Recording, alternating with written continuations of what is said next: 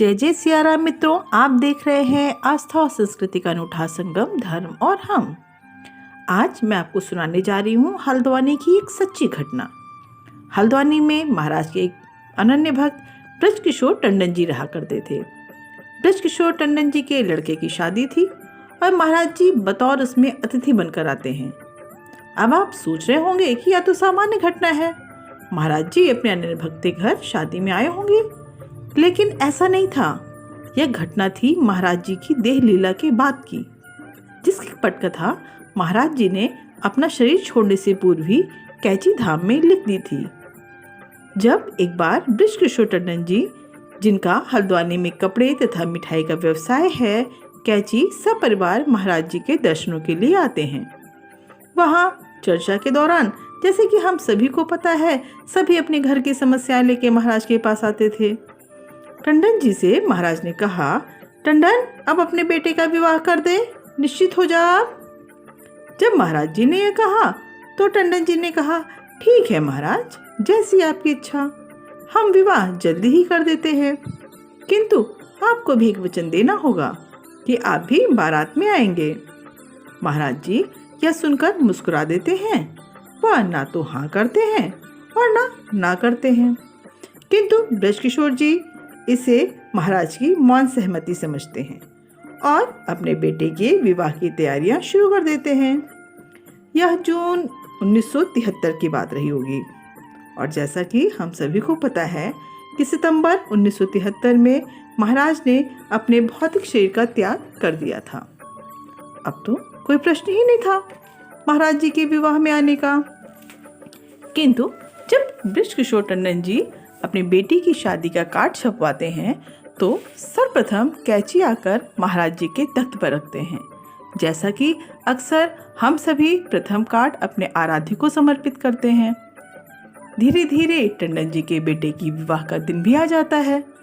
दरवाजे पर बैंड बाजा सहित बारात पहुंचती है। सभी मित्र रिश्तेदारों का आना जाना शुरू हो जाता है।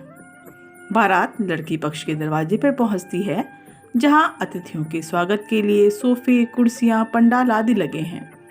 वीडियोग्राफी हो रही है, फोटो खींची जा रही हैं। जहां पर सोफा पड़ा हुआ था, दूल्हा आकर बैठ जाता है। दूल्हे के बगल में उसके एक अभिन्न मित्र भी आकर बैठ जाते हैं। वहीं उन्हीं मित्र के बगल में एक वृद्ध सज्जन भी कंबल ओढ़कर आते हैं और बैठ जाते हैं, जिन्हें कोई पहचानता नहीं था। वह वृद्ध कंबल ओढ़ के बैठे रहते हैं। संकोचवश उनसे कोई कुछ कह भी नहीं पा रहा, क्योंकि दोनों पक्षों को लग रहा था कि यह एक दूसरे के पक्ष के हैं। यानी लड़के वाले समझ रहे थे कि लड़की वालों के पक्ष से हैं और लड़की वाले समझ रहे थे कि लड़के वालों के पक्ष में हैं। आप फोटो में उन वृद्ध को देख रहे हैं। ये वही वृद्ध हैं जो शादी की रीति के दौरान लगातार बने रहते हैं। वृद्ध जब शादी की रीतियां लगभग पूरी होने की होती हैं, तब वह वृद्ध सोफे से उठकर टंडन जी के पास आते हैं, जहां जीवन बाबा भी हैं। जीवन बाबा टंडन जी से बोलते हैं कि इन कंबल वाले बाबा को कुछ दक्षिणा दे दो। टंडन साहब ने उन्हें 5 रुपए का नोट निकाल के दिया। 5 रुपए का नोट उन दोनों एक बहुत बड़ी रकम हुआ करती थी। तब उन वृद्ध महाशय ने कहा कि यह रुपए सामने भिखारी को दे दो। इधर टंडन साहब उस भिखारी को देने के लिए बढ़ते हैं और इधर ये कंबल वाले बाबा, जिनकी फोटो आप देख रहे हैं, अंतर ध्यान हो जाते हैं।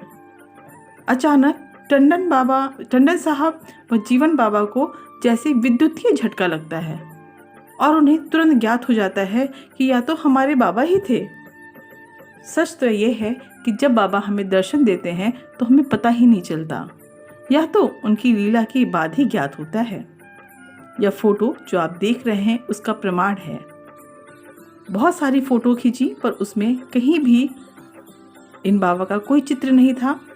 यह एक छोटा सा चित्र मिला जिसे टंडन जी ने बहुत खोजा।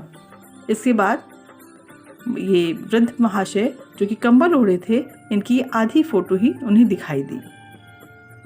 अब क्या आप कहेंगे कि महाराज अपना वादा नहीं निभाते? देखिए, महाराज अपने वादे को हमेशा पूरा करते हैं। यह फोटो टंडन परिवार के पास आज भी सुरक्षित है। महाराज सही कहते थे कि वे जिसका हाथ एक बार पकड़ लेते हैं फिर नहीं छोड़ते। बस आप श्रद्धा और विश्वास बनाए रखें। आपको यह संस्मरण कैसा लगा? यदि अच्छा लगा तो चैनल को लाइक करें और सब्सक्राइब करें।